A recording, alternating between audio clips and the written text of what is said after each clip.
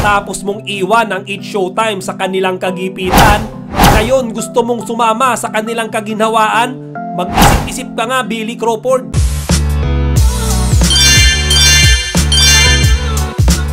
Ingratong si Billy Crawford, balik It's Showtime daw matapos mang-iwan sa ere.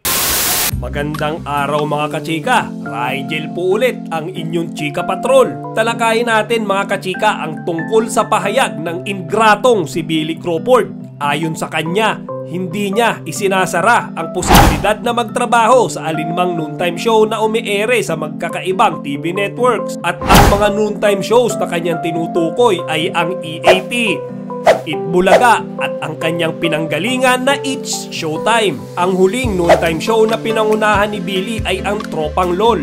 Ito ay umere sa TV5 mula October 2023 hanggang April 29 ngayong taon. Kaya naman, todo paampon talaga ngayon ang TV host comedian dahil The Voice Generations ng GMA7 lamang ang kanyang show sa kasalukuyan. Kung ating babalikan, iniwan ni Billy ang ABS-CBN, partikular na ang It's Showtime, nung naaamoy na niyang magkakaroon ng issue ang prangkisa nito. Kumalat din ang chismis na baon daw umano si Billy sa utang sa kanyang mga co-host sa It's Showtime dahil nalulong ito sa kanyang bisyong pagsusugal.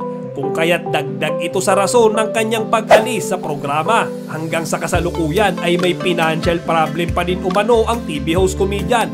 Kung kaya't ultimo ang kanyang sariling asawa ay pinabalik niya sa pagtatrabaho. Ayon sa kanyang isa pang pahayag, it doesn't matter. Sa totoo lang kung makakapunta ako sa Showtime, makakapunta ako sa Itbulaga, kung makakapunta ako kung saan man, kasi yun yung promotions namin para sa mga proyekto namin. Ang masasabi ko dito kay Billy Crawford ay talagang napakawalang utang na loob ng taong ito.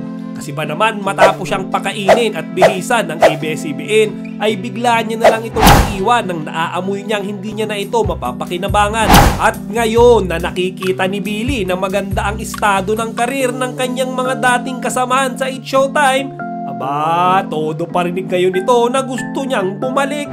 Tapos mong iwan ang It's Showtime sa kanilang kagipitan, ngayon gusto mong sumama sa kanilang kaginhawaan? Mag-isip-isip ka nga, Billy Crawford. O siya, hanggang dito na lang muna mga kachika. Sana'y mag-subscribe kayo at huwag nyo kalimutang ibahagi ang inyong mga opinion dito sa comment section.